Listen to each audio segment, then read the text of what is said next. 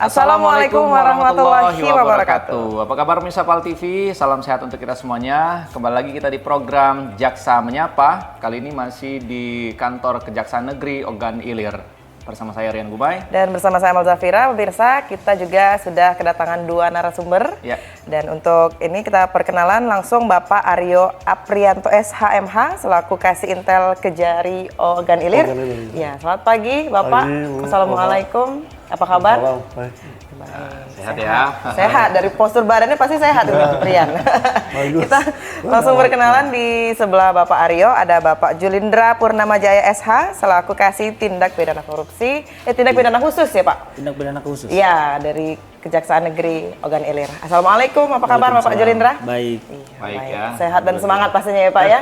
Mengaman amanah. Baik pemirsa PAL TV di Jaksa Menyapa tentunya kita di kantor Kejaksaan Negeri Ogan Ilir ini akan membahas ya kupas tuntas mengenai peranan bidang-bidang yang ada di kantor Kejari Ogan Ilir. Nah mungkin langsung kita mencoba berdiskusi ya, berbincang-bincang. Kita mulai dari Pak Aryo dulu nih. Pak Aryo selaku Kasih Intelijen ya di Kejari Ogan Ilir. Boleh disampaikan apa nih tugas dan fungsi yang dilakukan?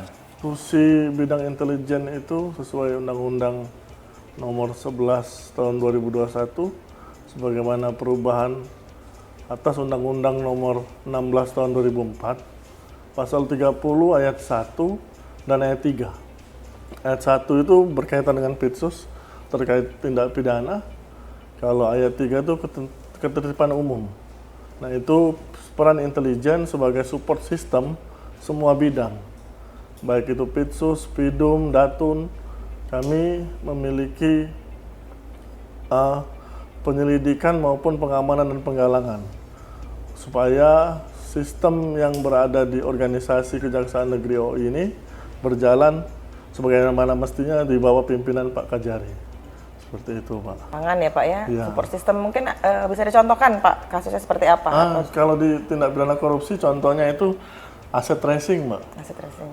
Misalnya Pak Kasih Pitsus sedang menangani tindak pidana korupsi, sudah masuk tahap penyidikan, pro justisia, kami bidang intelijen dari permintaan dari Kasih Pitsus, kami langsung atas petunjuk Pak Kajari melakukan aset tracing dengan surat perintah dari Pak Kepala Kejaksaan Negeri.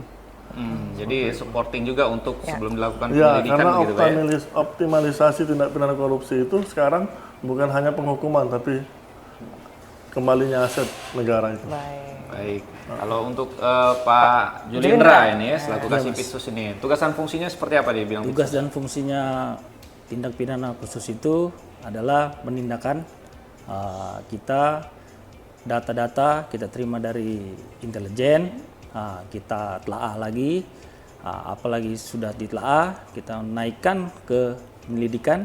Apabila alat buktinya cukup, naik ke penyidikan. Kita selalu berkolaborasi dengan tim intelijen, contohnya dengan tadi aset-aset. Ya, kalau kita mau merampas, kita berdiskusi, lapor dengan pimpinan Pak Kajari, kita keluarkanlah tim dengan untuk aset-asetnya. Baik, kalau untuk contoh kasus yang sedang berjalan mungkin Pak? Contoh kasus yang sedang berjalan itu kita lagi menangani perkara dengan kerugian negara itu 7,4 miliar, yaitu perkara Bawaslu. Kita diperintahkan oleh pimpinan kita untuk optimal pengembalian kerugian negaranya. Jadi kita selalu berkolaborasi antara intelijen dan tindak pidana khusus untuk pengembalian kerugian negaranya. Jadi memang penegakan hukumnya tadi saya tangkap ada sinergitas ya dari bidang intelijen ditindak oleh bidang Pitsus, begitupun sebaliknya mengenai aset tracing ya.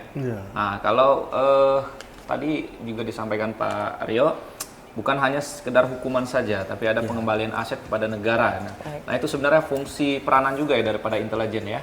Iya, karena intelijen itu kan mata dan telinga pimpinan.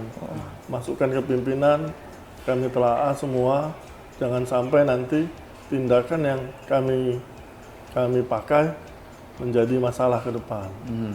Selalu didiskusikan dengan Pak Kajari maupun Pak Kasih Pitsus untuk tetap sebagai acuan ke depan nanti, Pak. Baik. Kalau data Pak yang didapatkan dari pihak intelijen sendiri, dari masyarakat ataupun juga dari mungkin dari sini, dari PTSP dan mungkin ada Temuan tersendiri. temuan gitu dari tersendiri intelijen. begitu? Iya, intelijen itu kan banyak, Pak, fungsinya, Pak. Jadi kita bisa apa kayak film-film dulu FBI itu, nah itu bisa itu, clandestine namanya. Ada bisa melakukan bagaimana caranya mendapatkan data, tapi orang itu tidak tahu. Itu ada caranya. Mata-mata Rian, kalau Iya. pacak diomong ke ya. Lebih kurang. Fungsi intelijennya ya seperti Iya. itu ya. Selain penindakan begitu kan, seperti yang kita pahami juga ada upaya-upaya preventif begitu Iya. kan yang pernah disampaikan juga oleh Pak Kajari Ogan Ilir. Nah itu apa nih yang dilakukan di bidang intelijen? Nah, ya kebetulan di bidang intelijen memang upaya preventifnya ada di bidang intelijen maupun di bidang Pitsus. Tapi difokuskan oleh Jam Intel sekarang ini kami melaksanakan fungsi program Jaga Desa. Nah, Jaga Desa itu satu tempat sama rumah restoratif justice tempatnya Pidum. Kami itu melakukan konsultasi kalau ada kades-kades yang mau berkonsultasi terkait penggunaan ADD maupun dana desa. Karena pesan Presiden melalui Pak Jaksa Agung dan turun sampai ke Pak Kajari itu, jangan sampai kades-kades ini masuk penjara karena ketidaktahuannya. Berarti sudah ada Kesalahan wadahnya. administrasi. Iya.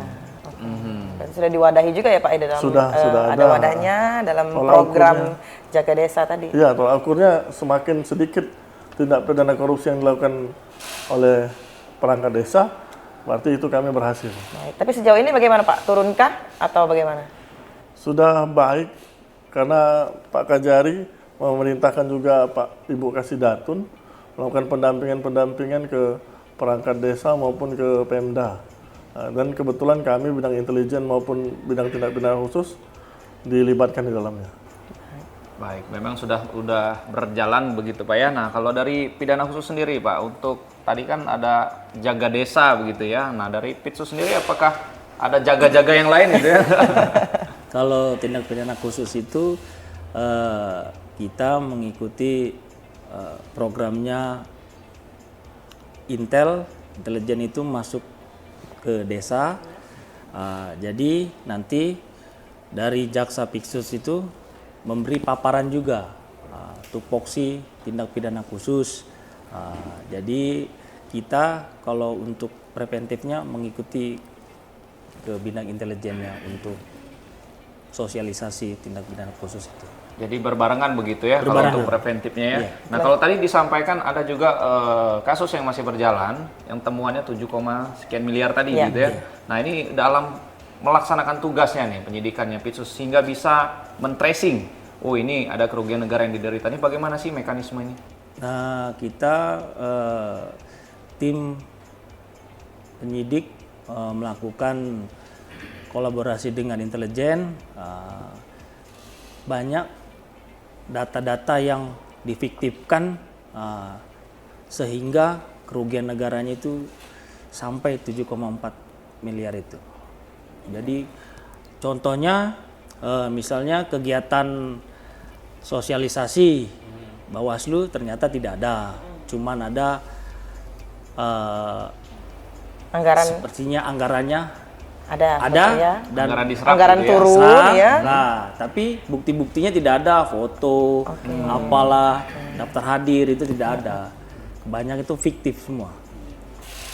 Dapat mencapai 7 miliar. Ya terselamatkan keuangan negara di situ ya. Baik. Iya. Tapi kalau di Ogan Ilir sendiri Pak, kasus tipikor yang dominan terjadi itu ada lagi kah selain dari Bawaslu tadi? Insya Allah. Ada. lagi berjalan ya. Berjalan.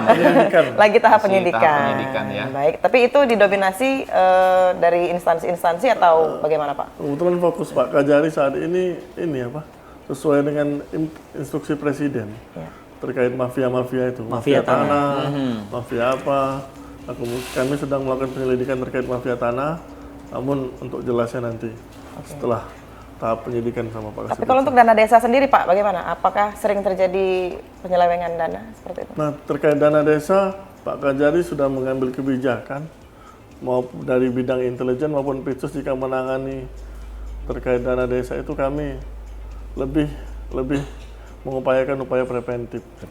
Nah, jika memang ada kesalahan administrasi yang menimbulkan kelebihan bayar keuangan negara, ya Pak Kadesnya harus mengembalikan. Kalau memang masih ngeyel, ya Pak Kasipers yang akan menindak. Iya. Berarti itu di awal ya Pak, berarti Iya, disosialisasikan di awal sebagai upaya preventif, pencegahan ya pastinya. Nah, yang ngeyel tadi ini Pak Aryo ya, itu kan tugasnya Pak Julindra. Iya, gitu ya. ngeyel. Nah, bagaimana nih Pak membuat shock terapi yang kemudian akhirnya sepertinya tidak ngaku, tapi kita tetap berjalan proses hukumnya? Itu nanti kalau seperti itu, jadi nanti intelijen datanya dikirimkan ke Pitsus, dinaikkan, nanti baru kita periksa, ya kan, kita panggil. Mungkin pas sudah dipanggil di tindak pidana khusus akan mungkin mau mengembalikan. Iya, lebih serius Ya, mungkin ya. mungkin gitu. Lebih serius itu ya. Tapi kalau masih ngeyel juga, ya nanti baru kita diskusikan atau kita eksposkan lagi. Oke, ada ruang klarifikasi juga berarti di situ Pak ya. Ada komunikasi juga yang terjadi. Oke. Kalau untuk porsi dari Tipikor ini sendiri Pak ya, rata-rata memang di anggaran dana desa itu temuannya seperti apa sih Pak? Apakah memang kekurangan pemahaman dari oknum SDM-nya? Apakah memang ada anggaran tapi memang dibuat fiktif? Itu lebih ke dominasi yang mana Pak? Jadi kita untuk melakukan dana desa itu kita sudah diperintahkan oleh Bapak Jaksa Agung untuk kita harus dengan teliti apakah administrasi atau fiktif tadi ya. Jadi kita harus benar-benar itu. Jangan sampai nanti administrasi kita pidanakan itu jangan sampai itu. Itu aja perintahnya. Mayoritas dalam perkara yang berjalan Pak ya, apakah tertuju ke satu oknum ataukah memang ini perangkatnya Seluruh juga perangkat, nah, seperti itu, Pak. yang sedang Bermain ya. berjalan ini Iya. Pak? Nah, kalau itu perangkat itu memang banyak ada, jadi kades di bawah-bawahnya itu Iya, ya. ada sekdes begitu itu, ya. Terjadinya korupsi itu seperti itu. Jadi nanti yang difiktifkan itu misalnya kegiatan ini difiktifkan, nanti kades sama perangkatnya itu pasti tahu itu. Seperti itu. Jadi memang apa ya, mengakar gitu Pak ya. Iya. Kalau berdiri sendiri mah agak susah juga Pak ya. Iya. Selain dari dana desa Pak, mungkin ada berapa jumlah yang sudah ditangani dari tindak pidana korupsi? Yang dana desa. Ya, mungkin selain dari Selain dari dana dana desa, desa, mungkin Tipikor ada di Pitsusnya apa aja nih, perkara-perkara lain. Kalau kita untuk 2022 ini kita menangani perkara Bawaslu 2022 ya. Di 2023 ini sudah berarti udah penuntutan, udah sidang. Ya. Kalau untuk kemarin tahun 2022 juga pelimpahan dari Kejati Polda itu, dari Kejati itu dana kepala desa kebanyakan, tapi itu dari penyelewengan Menpora ya. Menpora. Untuk membangun lapangan voli, lapangan sepak bola, tetapi tidak ada lapangannya. Berarti itu proyek strategis ya Pak yang dilakukan? Bukan dibilang ini apa provinsi, proyek provinsi. Tetap menggunakan aliran negara di sini, Iya. keuangan negaranya. Kalau di zaman viral ini Pak Aryo, kan dikit-dikit sosmed ini bisa juga terpantau untuk penegakan hukumnya ya. Nah, lagi-lagi kalau di daerah ini terkendala mengenai jalan yang tak kunjung bagus begitu kan ya. Nah, peran intelijen ini untuk bersifat aktif, apakah memang ada fungsinya seperti itu untuk mewarning ini bagaimana sih jalan kayak gini, ada temuan, ada laporan begitu, Pak Aryo? Terkait itu kan biasanya kita juga cek apakah jalan itu memang jalan Pemkab, jalan Berarti sesuai wilayah masing-masing ya Pak ya? atau jalan negara Nasional. itu kan berbeda-beda Pak. Namun kalau memang banyak laporan yang masuk ya kita tetap respon, Pak Kajari harus respon. Kemudian kalau memang ada permintaan untuk penerangan hukum ya kami melakukan penerangan hukum. terkait bagaimana perencanaan, bagaimana pelaksanaan. Kebetulan kami juga ada program dari Jam Intel itu PPS, pengamanan proyek strategis. Jadi kami ini sama kayak Datun, bukan mendampingi tapi pengamanannya, AGHT-nya yang dilihat. Kalau setelah dilaksanakan itu mungkin kami dari awal mungkin cerewet dengan Pemda itu. Karena jangan sampai nanti apa yang mereka kerjakan menjadi bumerang dan sampai ke tindak pidana khusus. Baik. Oke, ya. Banyak Baik, ya, banyak. infrastruktur juga yang viral, bagian juga tusi dari intelijen. Baik, pastinya di peran media sosial tadi juga sangat berpengaruh ya Pak ya. Berpengaruh ya untuk data dari intelijennya sendiri. Dan Rian, nanti kita episode selanjutnya, Ya. di segmen selanjutnya kita akan mengundang bidang lain. Ya. Nah, tapi pemirsa, kami akan kembali lagi setelah yang satu ini, tetap bersama kami di Jaksa Menyapa.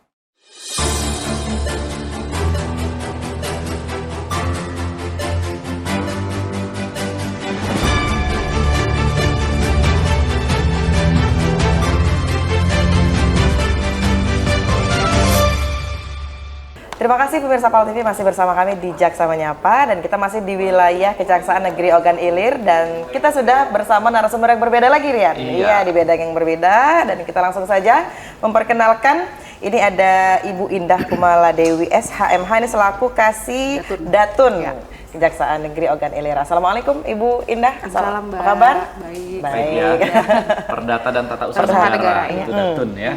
Oke, dan di sebelahnya nih ada Pak Andrianto SH selaku Kasih Pidana Umum begitu ya, yang ada di Kejaksaan Negeri Ogan Ilir. Assalamualaikum. Waalaikumsalam. Sehat Pak Andrianto? Siap, alhamdulillah.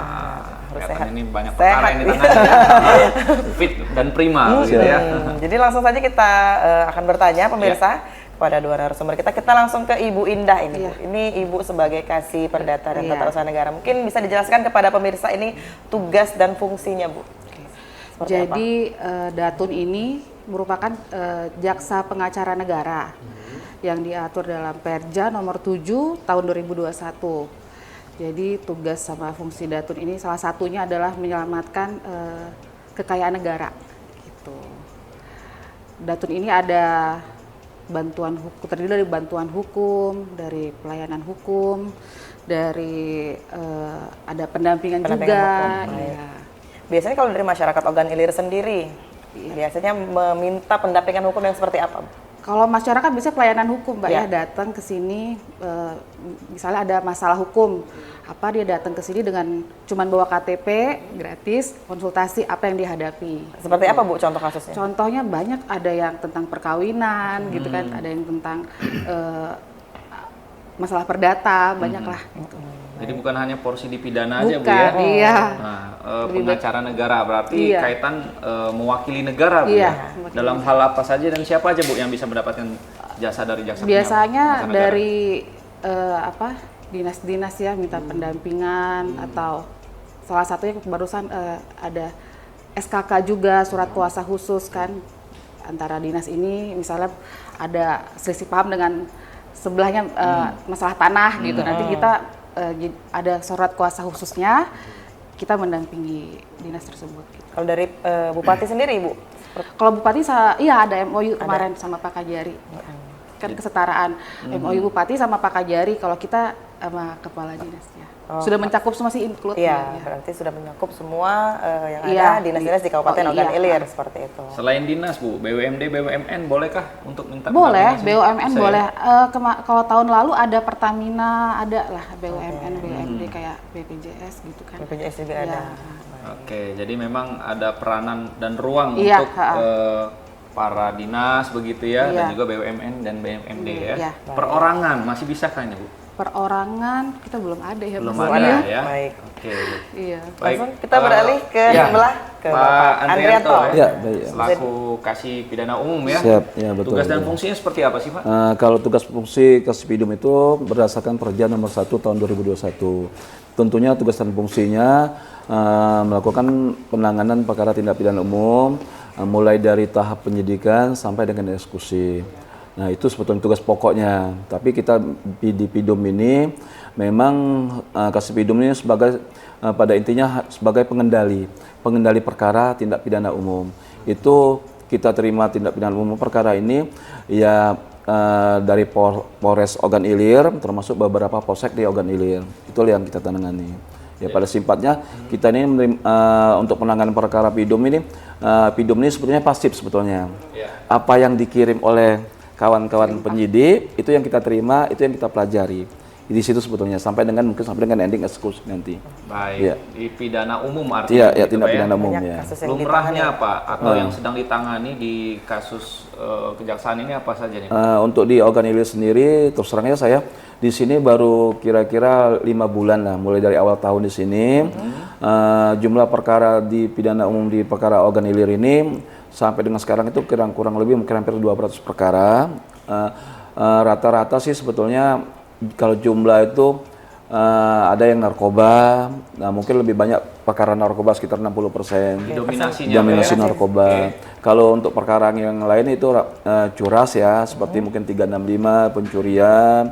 Nah itu ada juga di Indonesia perkara itu juga. Terus ada perlindungan anak, seperti mungkin kayak persetubuhan, terus penganiayaan terhadap anak. Migas.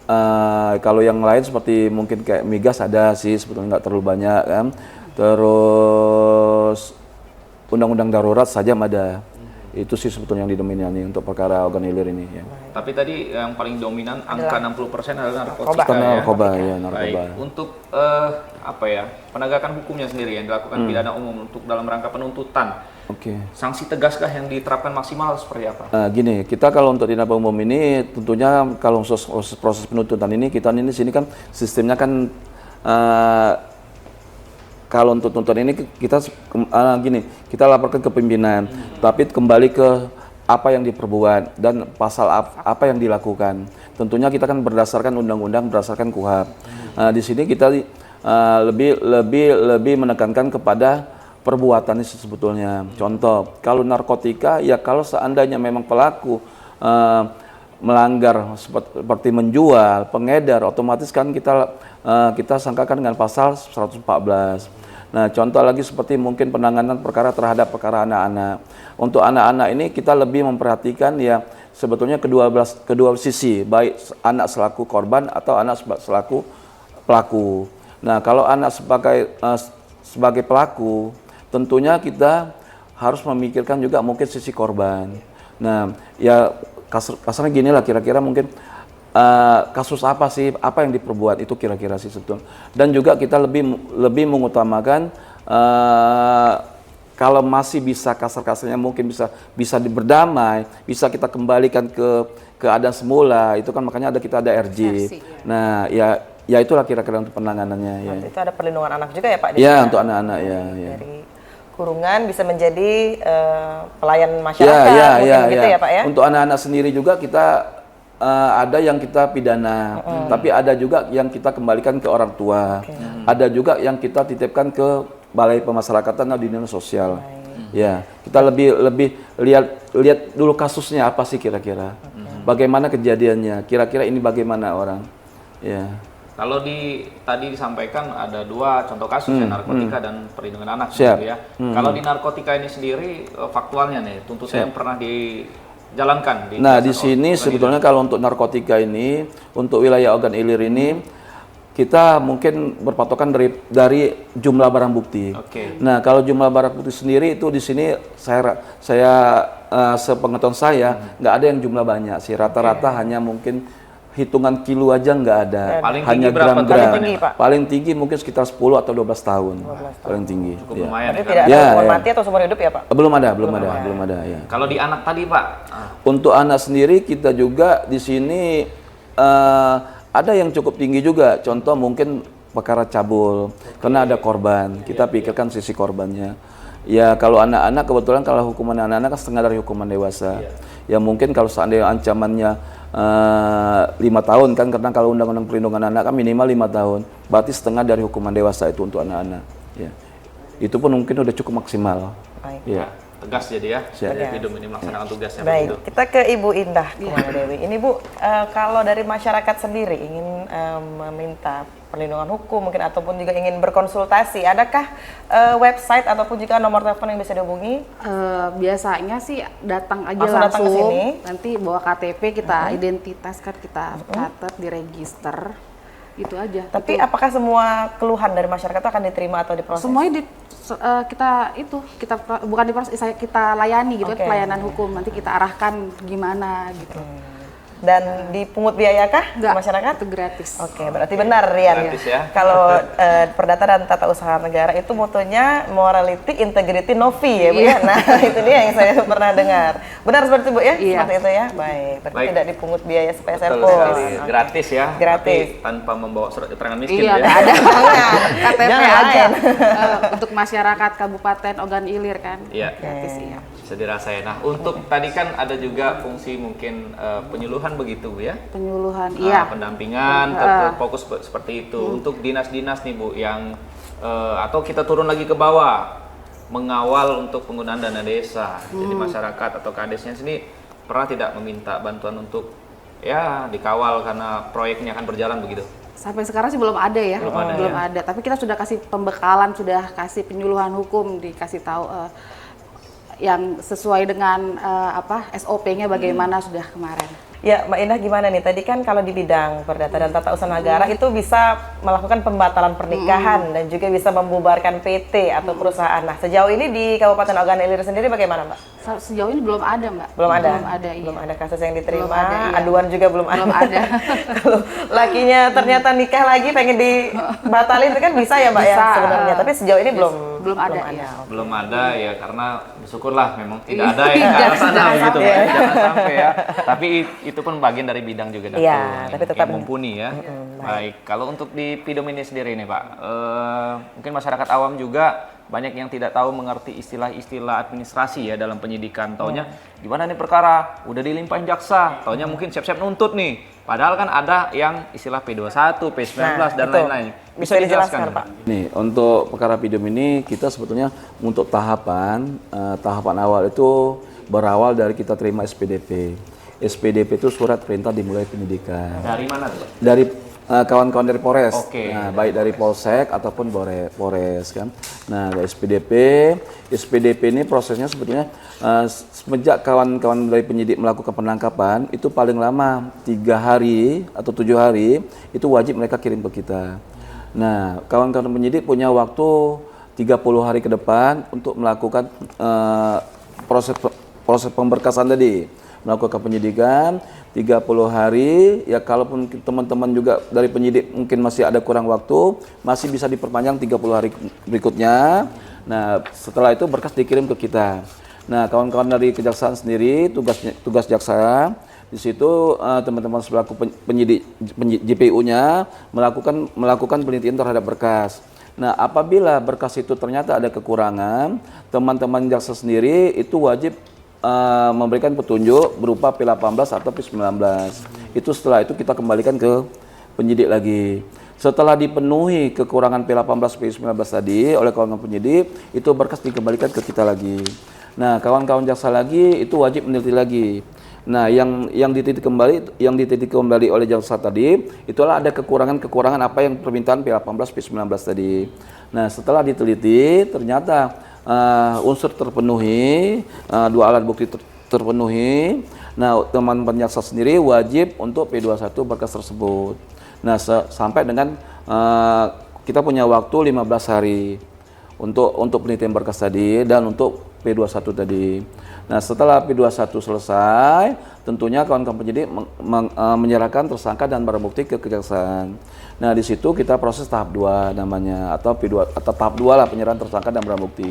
Nah, setelah tahap 2 penyerahan tersangka dan barang bukti, jaksa penuntut umum di situ punya waktu 20 hari ke depan untuk melakukan penelitian lagi sambil melengkapi membuat surat dakwaan, sambil meneliti lagi berkas ini apakah ada ya kasarnya mungkin ada kekurangan. Nah 20 hari ke depan jaksa penuntut umum melimpahkan ke pengadilan.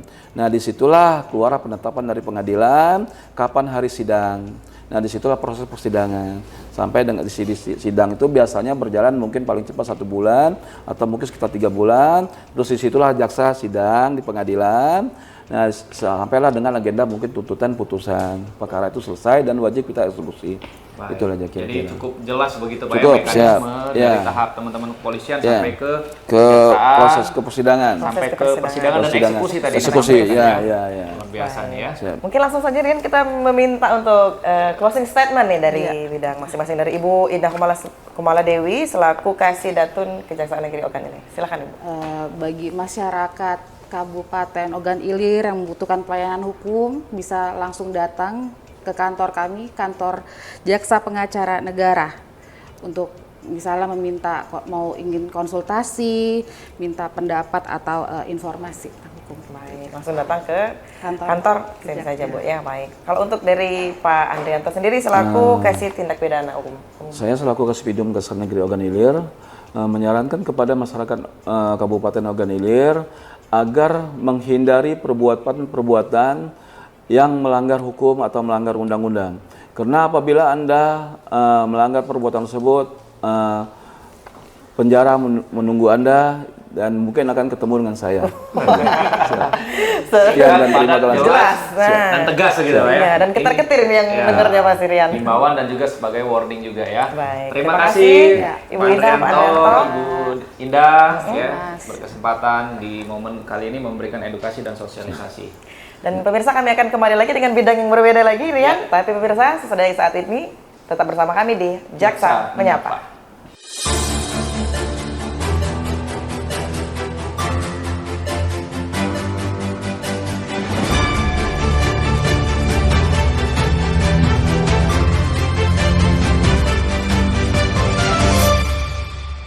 Terima kasih pemirsa, masih bersama kami di Jaksa Menyapa, dan di segmen terakhir ini tentunya ada dua narasumber yang berbeda juga di bidangnya masing-masing begitu ya, tapi masih dalam lingkup kantor Kejaksaan Negeri Ogan Ilir. Nah, langsung saja pemirsa kita berkenalan dengan dua narasumber yang hari ini, yaitu Bapak Rasidi SHMH selaku Kasubag Pembinaan Kejaksaan Negeri Ogan Ilir. Assalamualaikum Bapak Rasidi, apa kabar? Waalaikumsalam, alhamdulillah. Sehat Pak? Sehat. Dan kita langsung ke sebelahnya juga. Ini ada Bapak Julius Dasa Saputra selaku Kasih Pengelolaan Barang Bukti dan Barang Rampasan Kejaksaan Negeri Ogan Ilir. Assalamualaikum Bapak, apa kabar? Waalaikumsalam warahmatullahi wabarakatuh. Baik, alhamdulillah. Baik, alhamdulillah. Semangat ya. Semangat semua pokoknya yang ada di wilayah Kejaksaan Ogan Ilir harus semangat, dan masih banyak tugas-tugas yang harus diemban ini ya Rian Betul pastinya. sekali. Nah, ini kan tadi juga kita sudah berbagai bincang ya dengan berbagai bidang, ada pidana khusus, umum, intelijen, dan juga Datun. data dan tata usaha Negara. negara. Nah, ini di bidang pembinaan. Nah. Tugas dan fungsinya itu apa sih Pak pembinaannya? Sebelumnya kita jelaskan dulu bahwa di kejaksaan itu ada beberapa bidang, Ya. khususnya di Kejaksaan Negeri Ogan Ilir. Yang pertama adalah sub bagian pembinaan. Selanjutnya ada bidang intelijen dipimpin oleh Kasih Intelijen. Ada bidang pidana umum, Kasih Pidum, dan bidang perdata tata usaha negara, Kasih Datun, Kasih Pengelolaan Barang Bukti dan Barang Rampasan. Ada 6 bidang. Ya. Nah, khususnya di bidang pembinaan, sesuai dengan Perja nomor 7 tahun 2017 tentang organisasi dan tata kerja kejaksaan RI, adalah melakukan fungsi perencanaan, manajemen, dan pengelolaan anggaran serta SDM. Oke. Dan kami melakukan koordinasi dan sinkronisasi dengan semua bidang di Kejaksaan Negeri Ogan Ilir. Jadi memang keorganisasian Manajemen, internal begitu iya. ya. Baik, dari manajemen Pak di Rasidi kejaksaan ini. sendiri adakah struktural lagi di bawah Bapak seperti itu? Ya, di bawah sub bagian pembinaan Iya, sub-sub apa? itu ada eselon 5-nya, ada kaur kepegawaian, keuangan, dan PNBP, serta ada kaur perlengkapan dan prasarana Oke. BMN.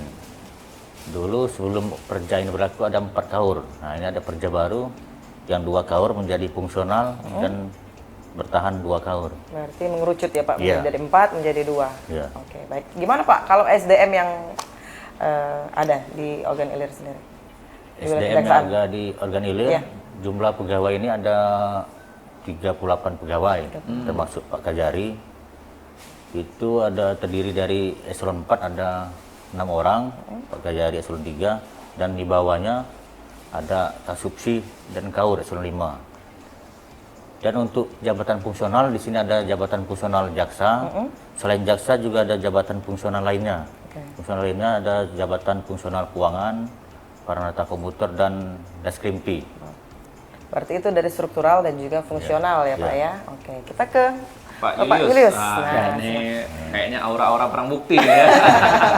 Pengelolaan barang bukti dan barang rampasan. Barang rampasan. Bagaimana Kak Pak tugas pokok dan Iya, fungsi serta wewenangnya juga? Ya, subseksi barang bukti ini memang seksi yang paling muda maksudnya baru muncul sekitar tahun 2017. Sebelumnya memang subseksi barang bukti ini gabung di tindak pidana umum dan tindak pidana khusus karena memang perluasan seksi dibuatlah peraturan Jaksa Agung nomor 6 tahun 2017 tentang seksi pengelolaan barang bukti. Jadi fungsi seksi pengelolaan barang bukti dan barang rampasan ini seksi yang mendukung seksi atau bidang-bidang teknis seperti tindak pidana khusus maupun tindak pidana umum. Jadi seksi pengelolaan barang bukti ini mengelola barang bukti yang ada di bidang pidana khusus maupun di bidang tindak pidana umum agar barang bukti tersebut terjamin baik itu dalam segi ekonomi maupun dari segi keamanan. Seperti itu sehingga kedepannya memang barang bukti tersebut dapat mendukung baik itu dalam proses pembuktian maupun dalam proses PNBP, pendapatan negara bukan pajak, seperti itu. Nah, mungkin pemirsa di rumah juga ini belum mengetahui Pak, barang bukti dan barang rampasan. Berbeda, apa bedanya Pak? Jadi terkait barang bukti, barang yang digunakan atau diperoleh dari kejahatan yang belum memperoleh kekuatan hukum tetap. Jadi masih di dalam bentuk barang bukti. Sedangkan barang rampasan itu barang yang sudah menjadi milik negara yang sudah dirampas dikarenakan barang itu bersumber dari alat kejahatan maupun bersumber dari digunakan untuk melakukan kejahatan. Jadi barang rampasan itu terdiri atas dua, kita dirampas untuk negara atau dirampas dimusnahkan, seperti itu. Seperti narkotika ya Pak kalau seperti dimusnahkan. narkotika, seperti itu. Jadi barang bukti narkotika dirampas untuk dimusnahkan terkait aset-aset yang memiliki nilai ekonomis itu biasanya dirampas untuk negara, seperti itu. Bisa dilelang atau bisa langsung dalam bentuk uang, bisa langsung kita rampas untuk disetor ke negara sebagai pendapatan negara bukan pajak, seperti itu. PNBP tadi ya? Iya, Pahlawan PNBP lah, seperti itu. masyarakat juga mungkin yang ada terlibat kasus pidana begitu kan, keluarganya atau seperti apa, ini yang merasa bahwa barangnya itu digunakan dalam kejahatan, terus ingin sebenarnya itu tuh punyaku loh, kok bisa ditahan, ini bisa dikasih pemahaman tidak? Jadi gini, terkait barang bukti tersebut memang biasanya ada dua, disita dari tersangka, disita dari orang yang sebagai korban, seperti itu. Untuk proses pembuktian seperti itu. Kalau barang bukti pasti dalam proses pembuktian atau proses persidangan. Nah, terkait yang diperoleh dari korban tersebut biasanya kita kembalikan. Misalnya motor itu dicuri oleh tersangka atau terdakwa ini. Nah, motor korban itu otomatis akan kami kembalikan kepada korban dengan cara bisa kami undang, dan memang di Kejaksaan Negeri Ogan Ilir ini ada program, Mbak, pengembalian barang bukti yang langsung outdoor ke korban-korban, sehingga masyarakat tidak perlu hadir di sini. Jadi kami yang bergerak untuk memberikan barang bukti yang memang sudah memiliki kekuatan hukum tetap itu dikembalikan kepada korban. Memudahkan korban sehingga nggak perlu ke sini juga, kami langsung datang ke korban dan gratis itu, tidak ada biaya-biaya biaya ongkos kami karena memang sudah ada anggaran yang di cover oleh barang bukti untuk memang biaya pengantaran barang bukti ke tempat korban atau orang yang kita kembalikan dalam putusan pengadilan seperti itu. Kalau cara pintu masuknya nih, misalnya ini ada seorang rental mobil ya, mobilnya digunakan oleh kurir untuk tindak pidana narkotika. Nah, apakah langsung tadi door to door dikembalikan karena tadi menyangkut proses pembuktian ya? Apakah ada surat resmi bahwa itu klaim punya si rental tadi? Atau ada administrasi lain mungkin yang harus dijalankan, Pak? Terkait proses tersebut kan proses pembuktian itu nanti ada jaksa penuntut umum beracara di peradilan. Nah, nanti dilihatlah alat-alat bukti maupun dokumen-dokumen terkait apabila memang orang tersebut atau pihak-pihak tersebut memang tidak mengetahui barang bukti itu digunakan untuk melakukan kejahatan, biasanya itu dikembalikan. Nah, seksi barang bukti ini seksi akhir setelah memperoleh kekuatan hukum tetap dari jaksa penuntut umum diteruskan kepada seksi barang bukti barang rampasan bahwa barang ini dikembalikan, baru kami bergerak untuk mengembalikan barang bukti tersebut kepada yang berhak berdasarkan putusan pengadilan yang memiliki kekuatan hukum tetap inkrah seperti itu. Jadi jangan khawatir ya masyarakat ya, yang ada kendaraan digunakan oleh pihak yang tidak bertanggung jawab bisa langsung berkoordinasi dengan kawasan setempat. Baik. Dan juga bagaimana Pak pengelolaan dari barang bukti tersebut? Pengelolaan kita ada gudang barang bukti dan barang rampasan. Memang terkait yang bernilai ekonomis memang kita jaga seperti mobil, seperti motor. Dan juga akan ada proses pelelangan ya Pak ya? Nah, itu barang bukti barang rampasan yang mana putusan pengadilan tersebut dirampas untuk negara. Setelah barang bukti itu dirampas untuk negara, kita akan melakukan pendataan terlebih dahulu. Setelah melakukan pendataan, maka kita akan bekerja sama dengan pihak yang berwenang, dalam hal ini KPKNL, atau pihak-pihak yang bisa atau ada auditor seperti Dinas Perdagangan maupun Dinas Perhubungan. Nanti setelah itu pihak KPKNL melihat barang bukti tersebut, nanti dicek kondisi fisiknya maupun keadaan-keadaan yang lain, dan ditaksirlah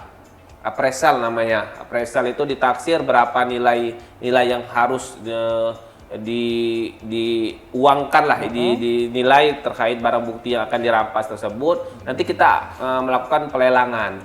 Pelelangan tentu bisa di Kejaksaan Negeri Ogan Ilir, bisa juga di KPKNL. Setelah di hasilnya taksiran harga tersebut dilelang, nanti masyarakat umum bisa ikut,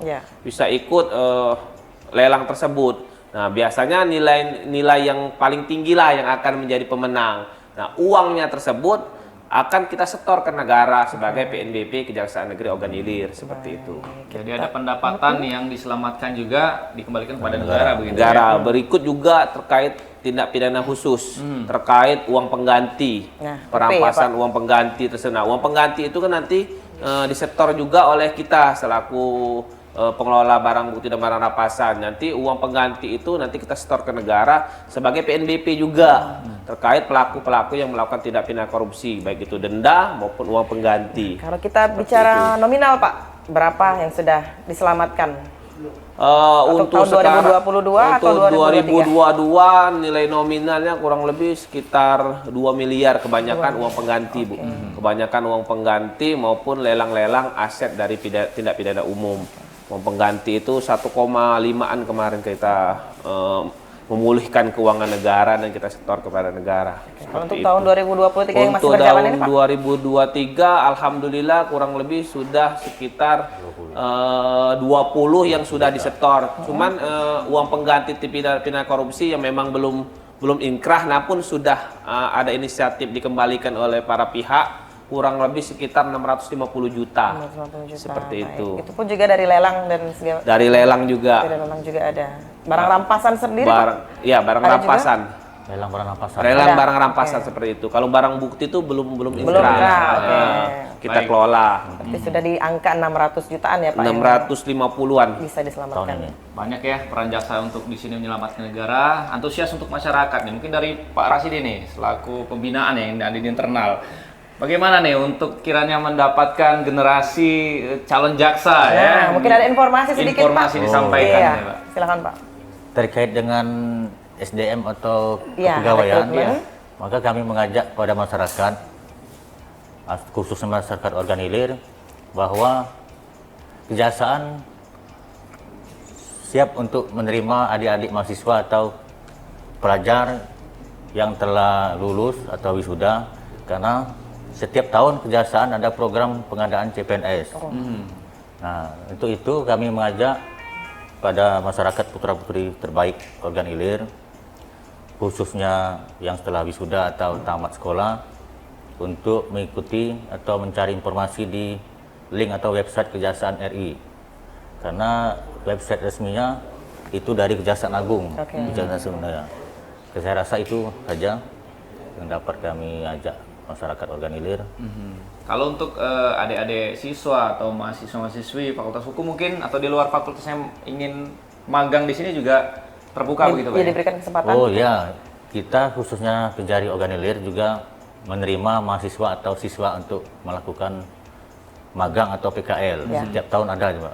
Setiap tahun ada Anak-anak SMA atau mahasiswa hukum atau bidang fakultas lainnya. Iya, baik, diberikan kesempatan Iya. pastinya untuk adik-adik pelajar maupun juga mahasiswa.